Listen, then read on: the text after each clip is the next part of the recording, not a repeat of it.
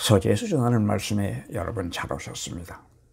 오늘은 그 27번째 말씀이 되겠습니다. 그 사람이 어떤 삶을 살았는가를 알려면 그 사람이 죽어서 관의 뚜껑을 덮을 때 알 수 있다는 이야기가 있습니다.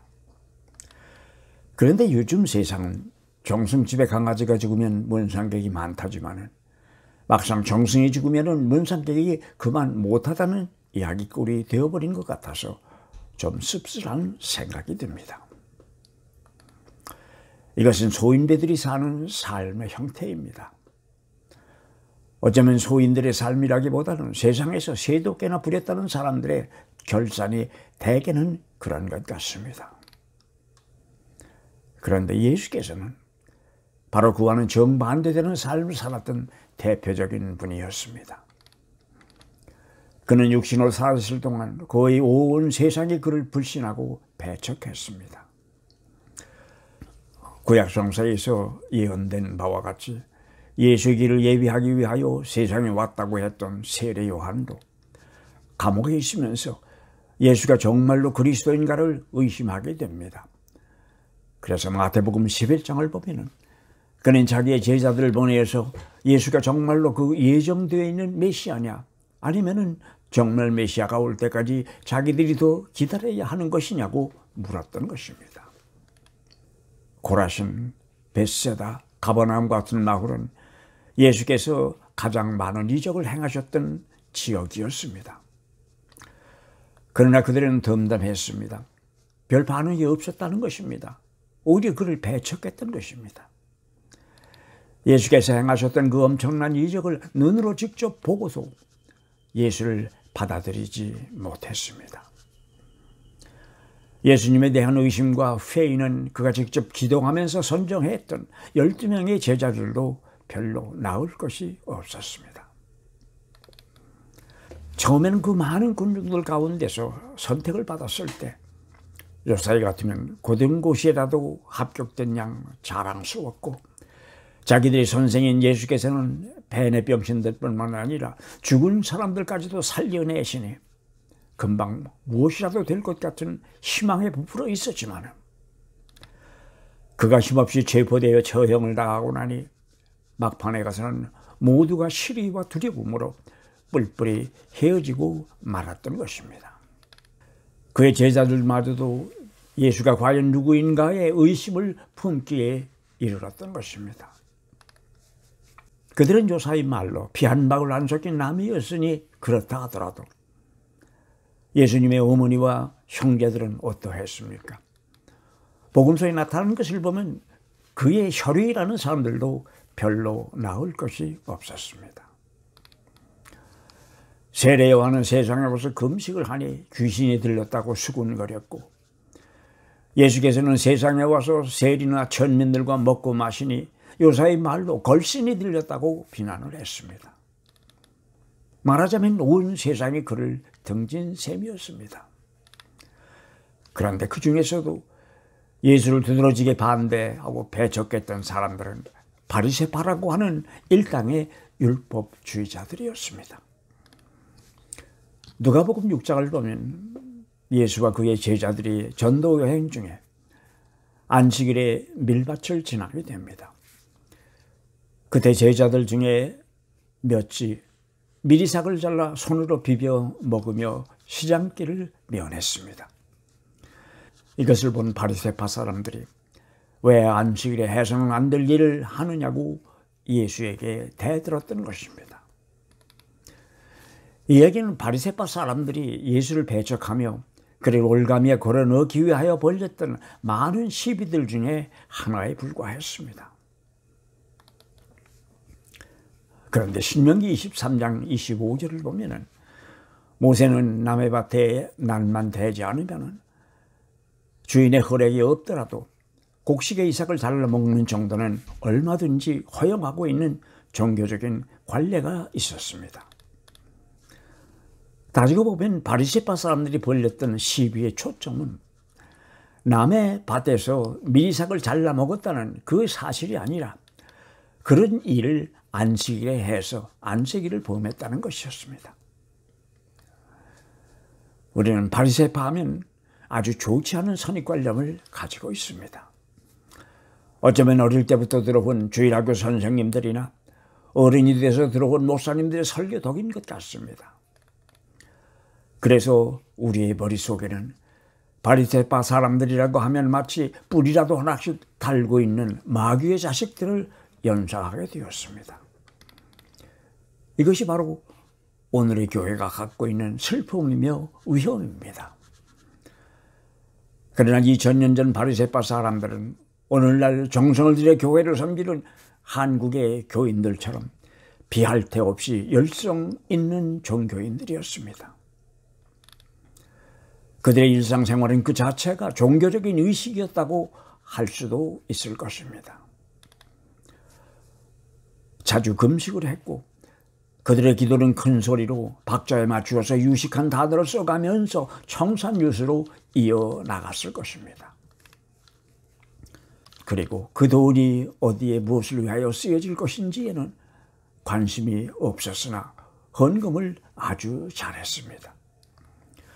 특히 안식일을 지키는 것과 금식하는 일에는 전력을 기울였습니다. 그래서 성서를 뒤져가면서 안식일에 해서는 안 될 일들의 목록을 만들었을 정도로 열성을 보였습니다. 바리새파 사람들의 시비는 하나님의 법을 어긴 데 대한 시비라기보다는 자기들이 편집해 놓은 법을 어긴 데 대한 시비였습니다. 그런데 바리새파라고 하는 말은 바로 그 구별된다, 분리된다, 갈라진다는 의미를 가지고 있다고 합니다. 말하자니 이와 같은 종교적인 격식과 규례를 만들어 놓고 엄격히 지킴으로써 다른 사람들과는 구별된 성스러운 하나님의 백성이라며 자기들을 자랑스럽게 여겼던 사람들입니다. 그들이 바로 바리새파였습니다.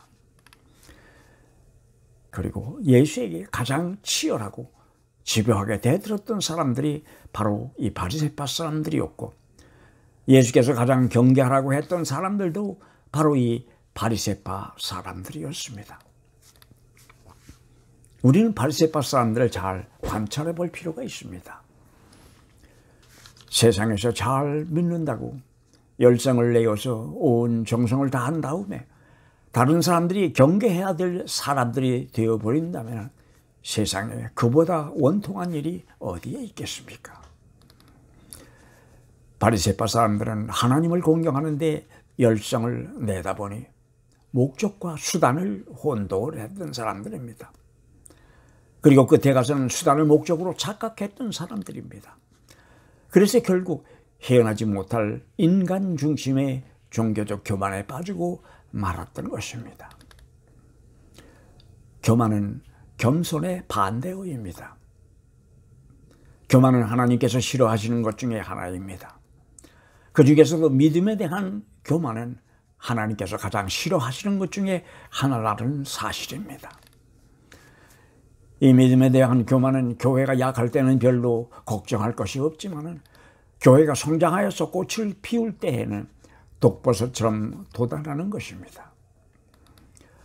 독버섯은 색깔도 좋고 먹음직스럽고 보기에는 무척 아름답습니다. 얼마 전에는 신문을 보니 한국에서 교인들이 합심하여서 우리보다 못 사는 나라 사람들에게 쌀을 보내는 운동이 한창이라면서 이 운동에 참여한 교화들의 명단이 신문에 대문짝만하게 실려 있는 것을 보았습니다. 아름다운 일이라는 생각이 들었습니다. 그런데 거기에 교회 이름 정도라면 족하지 목사님들의 이름과 사진은 왜 대문짝만하게 내야 하는지 모르겠다는 생각을 했습니다.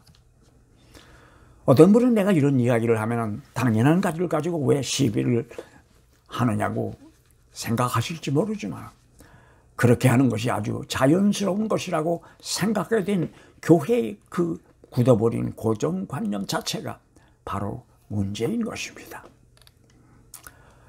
2000년의 교회사를 통하여서 순고한 믿음은 순환과 더불어 지켜왔고 믿음의 교만과 타락은 교회의 교세가 확장되어서 힘을 얻었을 때 생겨났다는 사실을 우리는 꼭 기억해야 합니다.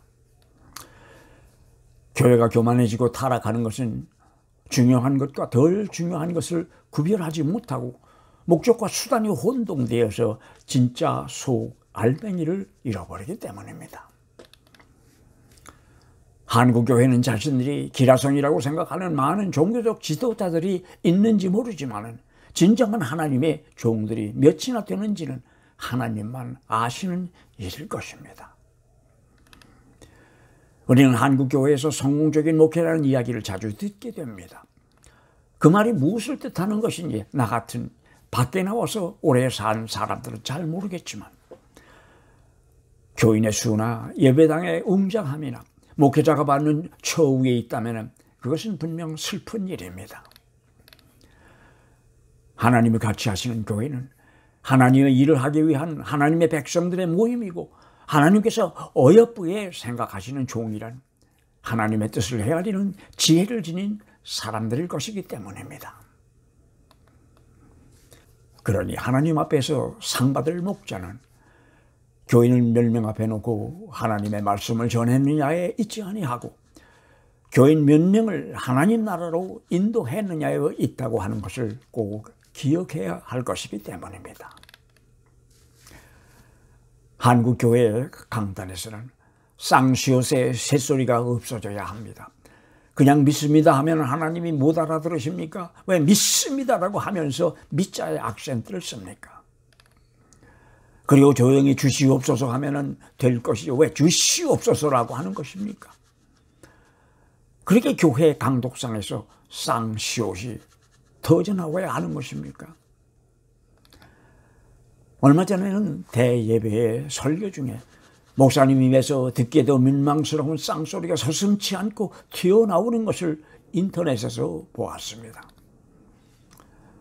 예수님의 제자들도 살아있는 육신의 예수를 대할 때는 자기들의 선생으로부터 세상적인 것을 원했습니다. 그러나 부활한 예수를 만난 후로는 스스로가 변화되어서 하나님의 나라를 구하지 않았습니까? 부활한 예수를 볼 수 있는 눈이 필요합니다. 그래야 하나님 나라를 볼 수 있을 것이기 때문입니다. 여러분 다음 주 다시 뵙기를 바라겠습니다. 감사합니다.